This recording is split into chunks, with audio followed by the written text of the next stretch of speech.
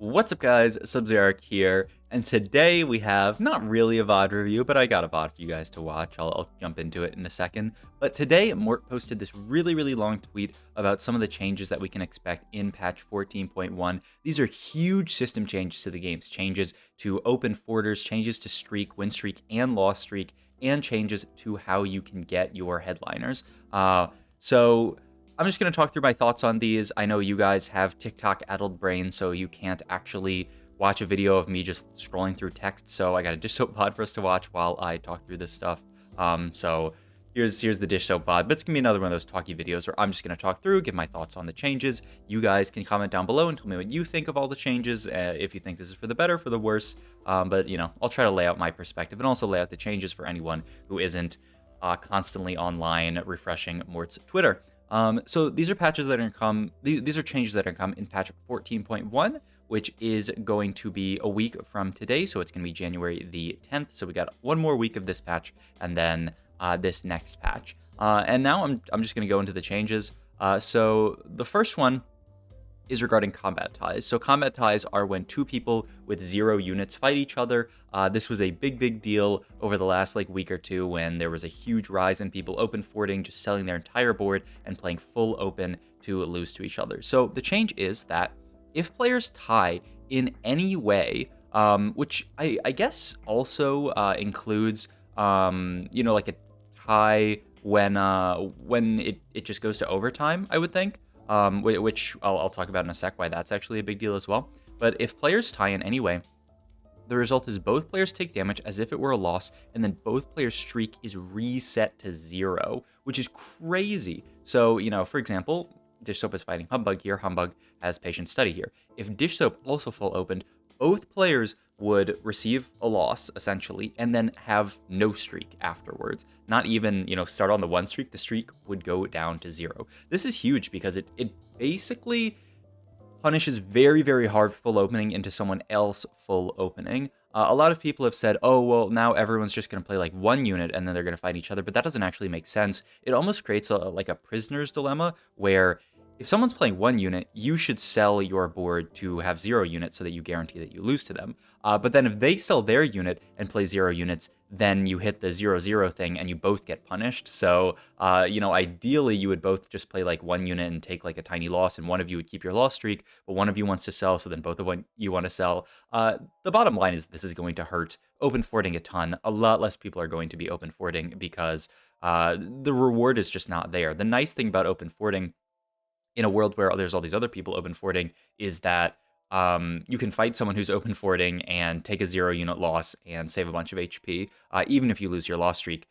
If you just open fort, a lot of times this patch you'll actually be relatively healthy because you're going to fight someone who's also open forting or someone who's playing a very weak board, and you'll save a ton of HP. No longer is that really the case because this really discourages open forting. I think this also, I'm not 100% sure by his wording, but I think what I was talking about earlier is in the galaxy where everyone gets a dummy, a lot of people really liked open forting because that would guarantee that you would tie every time, and a tie would would give both of you a loss, which basically gives you a perfect loss. It was really broken to open fort in that galaxy. No longer is that the case. I believe the same thing will happen where it will punish both of you for playing no units. So we're going to see a lot more people playing early game, a lot more people just trying to save HP because the HP econ reward is just not really there when you can have your loss streak reaped by fighting someone else who is full open as well. And there's another reason why loss streak isn't going to be as prevalent, which is the second change that Mort's talking about. They said they don't want win streaking and loss streaking to completely determine your game, which I think is really important. Oh, and I guess I can talk a little bit on what I think about the change. The open fort change, I think, is almost unnecessary because I do think open forting really just rose this patch due to the fact that spat was so broken with true damage emblem existing, and certain items were way too strong, like red buff, like Infinity Edge. Just the way that the meta existed, those items were just so dominant that open forting made a lot of sense so that you could guarantee that you would get those items. So I almost feel like if you balance those items, then open forting isn't an issue. I do, though, think that it is just sort of a fundamental issue of the game, where if two people who are open fort fight each other, that the person who wins is just determined randomly. Like that is an issue. So at the end of the day, I like that they fix this sort of like fundamental flaw in the game. Well, not really. It's more like fundamental should have been in quotations, not fixed, because they did fix it. But yeah, they fixed this sort of fundamental flaw in the game by making this systems change. I think it's a good systems change, almost unnecessary, because I do think next patch, as long as they make reasonable changes, there are going to be much less people open forwarding, but it doesn't hurt, you know? It's a nice change to make, just to make the game sort of a little bit more clean and not have this super RNG thing where if I'm 4 loss and you're 4 loss and we're both open for it, whoever makes all of this gold from loss streak is going to be determined just by a coin flip. So that's that one. The second one is about win streak and loss streak. So they're changing the values of streak that give you the econ breakpoints. So, you know, like right now at 2 to 3 wins or losses, you get 1 gold. At 4 wins or losses, you get 2 gold. And at 5 wins or losses, you get 3 gold. Those are the streak golds. You can see it when you hover over the little thing down here. They're changing that to 3 to 4 being the first breakpoint, so where you get 1 gold. 5 being the breakpoint where you get 2 gold, and 6 wins or losses being the breakpoint where you get 3 gold. This is like an insane change, actually, if you think about it, because this means if you're on anything under a 3 streak, you're getting 0 streak gold, which means, you know, like the first round that you can get streak rolled is you know, now the third round instead of the second round. So that's on its own a really big change. The other really big thing about this change is moving 3 gold up from 5 to 6 means that you're never going to be making full streak gold going into the first round of minions.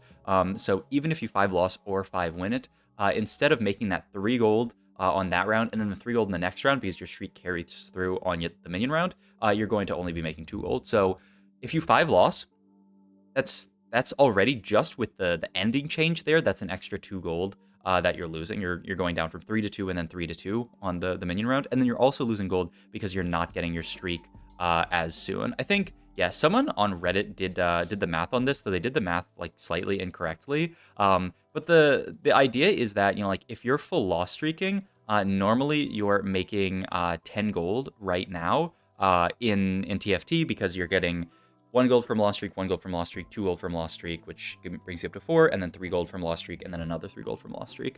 And now that's going to be 6 gold because you're going 0, 0, 1, 1, 2, 2. Bottom line is, you know, you're losing 4 gold if you're full loss streaking, which is kind of a huge difference. This actually makes the difference between, like, you know, mixed streak, win loss, win loss, win loss, win, and, you know, full loss or full win, like hugely different. And I don't know, I have mixed feelings about this. I do feel like win streaking and loss streaking are important things to play for in TFT. And I think, you know, it's important for those to get rewarded. When you play like a really good game and you're like playing your strongest board and you're winning every single fight and you're like, wow, I'm just on fire here. You know, I'm 10 streak this game. You really feel yourself, like the ability for you to sort of like dominate the lobby there. And that's not like necessarily a bad thing. It's kind of a really cool thing that, you know, like you can skill gap the lobby if you're that much better at playing strongest board and just like win streak and win the entire game for free. The counter, though, is that it does feel horrible, especially in this meta, but in previous metas as well, to go mixed streak, to the point where, like, you know, if you're mixed streak in a game where you're like, you're win, loss, win, loss, win, and you realize that, I mean, you don't realize, but, you know, you look at your streak and you're like, wow, it's the end of the stage, and I actually went 0 streak. I went win, loss, win, loss, win. You think, like, okay, my game is like probably a bot 4, or at least like near a bot 4 from this position. It feels really, really bad. And so I don't have an issue with making that disparity a little bit. Oh, wow, we got the crowd diver Yone right at the end there, but he managed to get it. I don't have an issue with making that disparity a little bit less disparate, because I did feel like sometimes, especially in this meta, right, you play an okay board and you rotate into really strong person and lose that fight, and then you rotate into the full open person and win that fight, and then you rotate into another person with a really strong board and you lose that fight, and then you rotate into another full open person, and you're like, by not full opening, I basically just griefed my entire early game because I couldn't beat the 2 strongest people in the lobby. Like, that's dissatisfying, and you're sort of being punished for playing your strongest board and saving HP, which I don't think is good for the game. So I do, at the end of the day, like the fact that, you know, like, this will make it less bad. Oh my god, he had a Kiana on 7, but he still can't find Yone 3. This game's pretty interesting. But yeah, I do like the fact that this will make it less punishing to have those mixed streaks. I do feel a little bit bad about the fact that it does also punish like the really skillful plays when you have a full streak, but I mean, still that's going to be a lot of gold, right? If, you know, a mixed streak player is getting, you know, something like, I think this said, like 2 gold if you just go completely mixed streak and get 2 wins by the end of the stage, versus someone who like full losses and gets 5 gold. I mean, that is still a meaningful difference. And if you're full win streak, you still benefit from, you know, winning every fight. I guess the more that I think about it, actually, you know, you're still going to be pretty rich if you full win streak, right? Because you're getting gold for every win. You're still making a ton of gold. You used to be making, I guess it was 15 gold, and now you're making 10 gold because you lost the 5 from streak, but you know, you still have that 5. You have 5 from streak and then 5 from just winning every single fight. So you're still going to be rich from win streaking. You know, the more that I talk this out, it's fun to do these videos. The more that I talk this out, the more I like it, because it still rewards you for win streaking. You're still going to be quite rich compared to the lobby if you win streak, but you're not going to be as rich if you just, you know, like full open and lost streak. So, okay, after thinking about it a little bit more, I actually really like this change. The thing that is a bit scary about this change is it is going to take a lot of, like, oxygen. It's going to take a lot of econ out of... Wow, we got a Zanya's from his cash out. It's going to take a lot of econ out of the game, where there's just going to be... people are going to be a lot poorer now in TFT because, you know, these people are going to be getting the streak gold later, which is going to prevent them from making econ. I think this is going to make econ augments just all the more better because you really, really are going to need that econ. It's also probably going to decrease the amount of sort of like fast... like 4-2, just roll and find your headliner strategies, and we'll talk about that in the next bullet point as well. But it's going to decrease those strategies a bit because people are just going to be poor. They're not really going to have the gold to just go super, super fast 8 at 4-2 and roll on all their gold. They're going to be a lot poorer. So I also kind of like that because I don't really like the just every single game you have to 4-2 it or your game's over, where like now we can probably 4-5 it. And it'll be like a little bit more reasonable. So all things considered, actually after thinking about it some more and just talking through my thoughts on it, I actually really like this change. It'll be interesting to see how it plays out. You know, maybe there are unintended consequences that I can't imagine, like that I'm talking about with everyone being poor. Maybe it becomes like a level 7 lottery meta where like because everyone's so poor, we have to roll down on 7. Maybe, I don't know. I guess, you know, only time and Mortdog will tell. But that is the second change. And then the final change is about the headliner rules. So if you guys didn't know, because it is a very sort of like strange and like hard to understand rule, the current rule is that you can't see a headliner in your shop if more than half of the units for that headliner are out of the pool, which is a very confusing rule because it requires you to scout the entire lobby and see like, you know, who has what headliners. I was actually like literally last night, I was playing a normal game of TFT with my sister, and I felt bad because I like 15 streaked the game and then lost to a guy who had Ezreal 3, and I was like, oh my god, I should be showing off in front of my sister, but it's okay. And, you know, she was like, oh, what headliner should I go for? And I'm like, oh, Urgot looks pretty good in your spot. And so she's like rolling, and she's like, I can't find an Urgot. And I'm like, oh, someone else in the lobby is holding 3 Urgots, and you have 6 Urgots, so it's impossible for you to hit. And then she was like, what? Why is that? And I was like, well, it's because of this rule, and, like, it doesn't really... It's, like, kind of hard to understand, but yeah. It's just a very hard to... Like, very, very hard to understand rule for, like, newer players. Like, it's very sort of, like, convoluted. It's nowhere... I don't believe it's listed anywhere in the game, so you have to, you know, like go outside of the game to see that. Same thing with this new rule, but this rule is at least a bit easier to understand, which I'll talk about in a sec. So yeah, and it's also just annoying, you know, to have to scout. You know, like the other thing that's really annoying about this is units in shop, right? So for example, same example there with the Urgot. My sister has 6 Urgots, and she wants to find Urgot, and she rolls down all of her gold, and she can't find an Urgot, and even if someone else isn't holding an Urgot, if someone else just has an Urgot chosen in their shop, that's taking 3 out of the pool and making it impossible for her to hit. So that's another like really annoying thing where like sometimes you can just get Mortdogged by someone holding a unit in their shop, which you'll never even know if that's an issue. I mean, you'll just know because you'll be like, huh, I'm not hitting any of these units. I guess I'm not very good at TFT.